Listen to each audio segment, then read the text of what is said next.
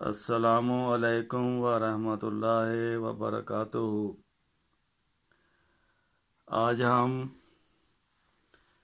اپنے بہت ہی پیارے دوست شیخ محمد یونس صاحب،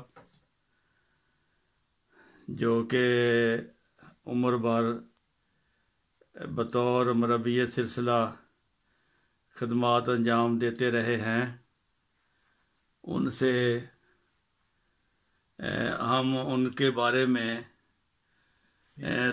تلاش حق کے یوٹیوب چینل کی طرف سے ان کی خدمت میں ہم درخواست کرتے ہیں کہ وہ اپنی پہلی اپوائنٹمنٹ سے اپنے ایمان افروز واقعات سے ہمیں نوازیں کہ پہلی دفعہ جب ان کی اپوائنٹمنٹ ہوئی بطور مربی سلسلہ، ان کے اس وقت کے حالات و واقعات سے آگاہ فرمائیں۔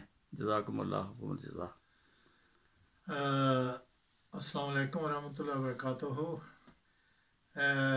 جب میں نے جامعہ احمدیہ کا مکمل کیا تو اس کے بعد نظارت اصلاح ارشاد مقامی میں سے ہماری پہلی اپوائنٹمنٹ جو تمام مربیان کی ہوئی، تو اس وقت میری اپوائنٹمنٹ جو ہے یہ ڈسکا ضلع سیالکوٹ میں ہوئی۔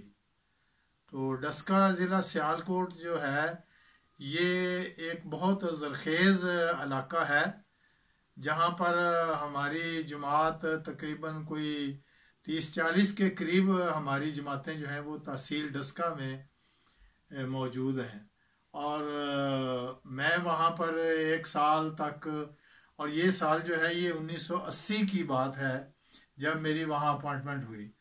تو یہ بھی بتانا از حد ضروری ہے کہ جب میری اپوائنٹمنٹ ڈسکا ضلع سیالکوٹ میں ہوئی تو پہلی رات جب میں نے وہاں گزاری تو اگلے دن صبح کے وقت ہی ہمارے امیر صاحب نے کہا کہ یہاں ہماری 2 حلقہ جات ہیں ہمارے، اور ایک حلقہ ڈسکا پرانا کہلاتا ہے اور دوسرا جو ہے وہ نیا ڈسکا کہلاتا ہے۔ تو پرانا ڈسکے میں تو میں نے وہاں فجر کی صبح کی نماز پڑھی، تو ڈاکٹر صاحب تو مجھے امیر صاحب کہنے لگے کہ آپ کو دوسرے حلقے کے دوستوں سے بھی آپ کی ملاقات کرانی ہے۔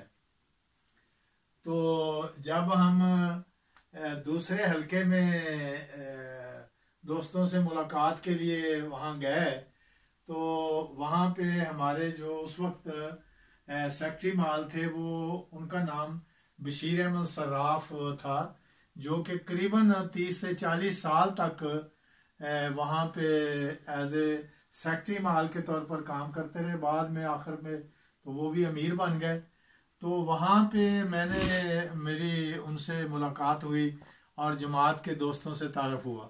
تو اسی طرح ہمارے جو ایک وہاں پہ سلسلہ کے بزرگ شخص اور بہت دیرینہ خادم سلسلہ سید اعجاز حسین شاہ صاحب وہاں تشریف فرما تھے، جو کہ نظارت بیت المال آمد روا کی طرف سے وہاں پہ خدمات اپنی سر انجام دے رہے تھے۔ تو وہ پوری تحصیل کا بلکہ ضلع کی پوری جماعتوں میں ان کا دورہ جات ہوتے تھے، اور ہمیشہ وہ وہاں کے سارے بجٹ تیار کرنے، پھر بجٹ کی ارسال ترسیل مرکز کو کرنی، پھر وہ بجٹ کی ادائیگی کے لیے وہاں دورہ جات ان کے کرنے۔ تو وہ سید اعجاز حسین شاہ صاحب بڑے پرانے ہمارے بزرگوں میں سے تھے۔ میرا تو پہلا سال تھا وہاں، لیکن ایک بڑی خوبصورت بات جو سب سے زیادہ مجھے جس بات نے بہت زیادہ متاثر کیا وہ یہ تھا کہ وہ بڑے غضب کے اعلیٰ ذہین انسان تھے۔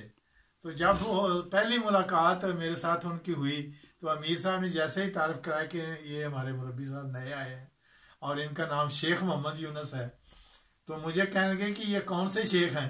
تو میں نے جواب دیا کہ بھئی ہم شیخ پورہ کے رہنے والے شیخ ہیں۔ تو وہ اتنے ذہین آدمی تھے کہ فوری طور پر وہ آگے سے بولے کہ یار شیخ پورہ تو ہوں گے شیخ، لیکن ادھر لالا موسیٰ چونکہ ڈسکے کے قریب ہے، تو وہ کہنے لگے لالا موسیٰ میں بھی کچھ شیخ رہتے ہیں نا؟ میں نے کہا ہاں کچھ رہتے تو ہیں۔ تو کہتے ہیں اچھا آپ کی وہ کیا نام ہے وہاں پہ صفیہ بیگم جو شیخوں کی خاتون ہے وہ آپ کی کیا لگتی ہے؟ میں نے کہا وہ تو میری پھوپھی لگتی ہیں. کہنے لگے تو پھر آپ اپنے آدمی نکل آئے.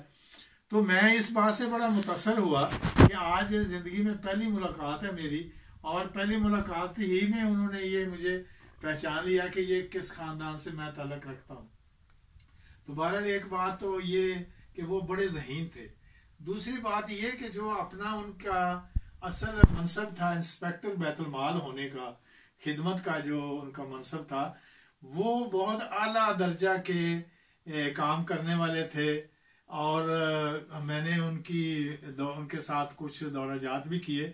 تو وہ صبح کی نماز، عشاء کی نماز میں زیادہ تر دیہاتوں میں لوگ اکٹھے ہو جاتے ہیں، تو وہ اکثر جب صبح کی نماز ہوتی تھی تو درس شاہ صاحب جب دیتے تھے تو اس درس میں ہی مالی قربانیوں کے بارے میں اکثر درس ہوتا تھا. تو شاہ صاحب اکثر بجٹ لکھوانے کے لیے اکثر دوستوں کو جب بلاتے تھے یا جس کے کچھ بقایا جاتے ہیں ان کو بلاتے تھے، تو وہ پھر ان کو یاد دہانی کرانی، ان کو تھوڑی تاکید کرنی، وہ مالی قربانی کی برکات کا ان کے سامنے واقعات سنانے. یہ شاہ صاحب کا بہت بڑا ایک عمدہ انداز تھا. اور بعض دفعہ بعض جٹ زمیندار لوگ جو تھے وہ زیادہ علمی بات جب نہیں سمجھتے تھے تو وہ اپنے ایکسپیرینس کے طور پر بعض دفعہ یہ بھی ان کو سمجھانے کے لیے کہہ دیتے تھے، اچھا بھائی جب آپ کے بیٹے کا کہتے ہیں ہمارے بیٹے کے لیے رشتہ ڈھونڈو، تو میں پوچھتا ہوں کہ کتنی ہے بھائی اس کی آمد ہے، تو آپ کہتے ہیں 5,000 اس کی مہینے کی آمد ہے. لیکن جب میں پوچھتا ہوں کہ بھئی چندے کے لیے بجٹ لکھاؤ، تو اس وقت آپ تھوڑی لکھاتے ہیں. تو آپ اتنی وہ اصل آمد ہے جو آپ شادی کے رشتے کے لیے آپ لکھواتے ہیں، اور میں نے بجٹ اسی پر ہی بنانا ہے.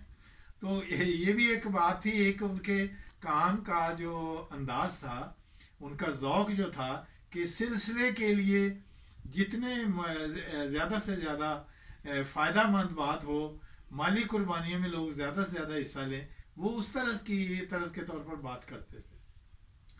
دوسری بات پھر یہ ہوتی تھی کہ جو بقایا داران ہیں ان کے پھر واقعات انہوں نے کافی یاد کیے ہوتے تھے کہ بھئی فلاں دوست کے اتنا بقایا تھا، اس کو ہم نے یہ کہا کہ بھئی آپ بقایا ادا کریں، تو اللہ تعالیٰ نے ان کی فصل جو تھی وہ بہت اچھی کر دی. اسی طرح کسی کا ادھار دینا تھا، کسی نے وہ نہیں دے رہا تھا، تو جب ان کو کہا کہ آپ بقایا ادا کریں تو انہوں نے بقایا ادا کر دیا، تو اللہ تعالیٰ نے ان کا ادھار جو تھا وہ کسی نے دینا تھا وہ دے کے. تو بہرحال یہ مالی قربانیوں کے جو بیش بہا واقعات وہ جماعت کے دوستوں کے ساتھ کرتے تھے. لیکن جہاں تک میرا چونکہ پہلا سال تھا، پھر جب میں دورہ جات وغیرہ کر کے بعض دفعہ تو ان کے ساتھ بھی جاتا رہا، لیکن جب میں دورہ کر کے واپس آتا تھا مجھے پوچھتے تھے کہ اچھا کس جگہ دورہ کیا، تو میں بتاتا تھا. پھر یہ پوچھنا کہ اچھا بھی وہاں آپ سے کیسا بیہیو کیا، لوگوں نے کیسا سلوک کیا.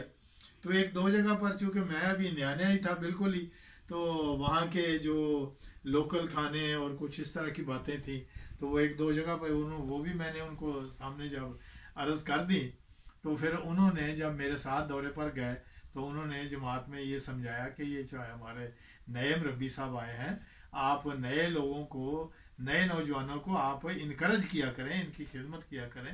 ان کو آپ انکریج کریں گے تو ان کا فیلڈ جو ہے وہ بہتر ہوگا.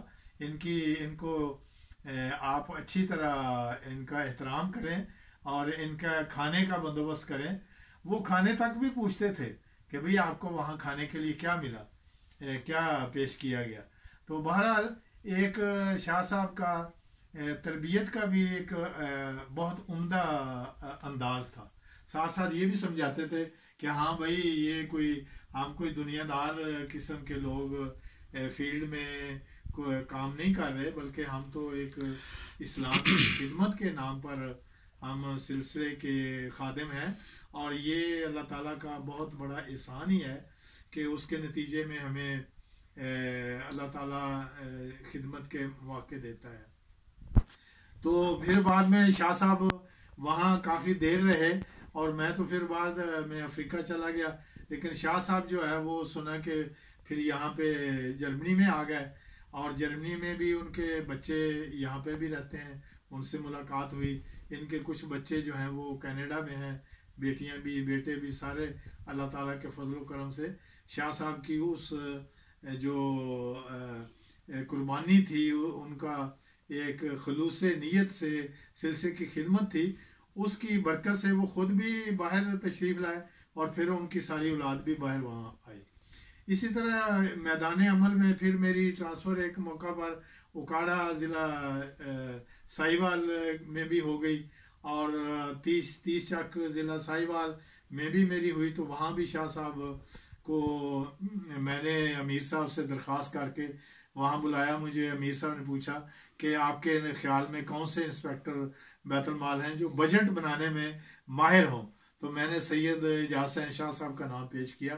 انہی کے نام پھر ناظر بیت المال آمد کو چٹھی لکھی گئی. چنانچہ شاہ صاحب وہاں 30/11 میں تشریف لائے. تو پھر چودھری نذیر باجوہ صاحب نے میری اور اعجاز حسین شاہ صاحب کی ڈیوٹی لگائی کہ آپ دونوں کو میں اپوائنٹ کرتا ہوں کہ آپ اکاڑا شہر میں جا کے تو آپ بجٹ بنائیں. اور وہ بجٹ جو ہے وہاں گنجائش ہے بہت، اور اس وقت وہ بجٹ قریباً 40,000 یا 45,000 کے قریب بجٹ تھا ہماری جماعت کا، چند عام کا بجٹ. تو اللہ تعالیٰ کے فضل اور احسان سے وہاں پہ پھر ایک نظام کے تحت امیر صاحب کے ذریعے سے ایک کمیٹی بنائی گئی، فائنانس کمیٹی جس کو کہتے ہیں.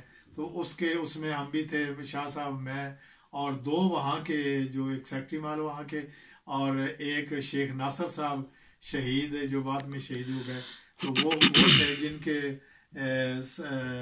زیر انتظام پھر یہ بجٹ بنا.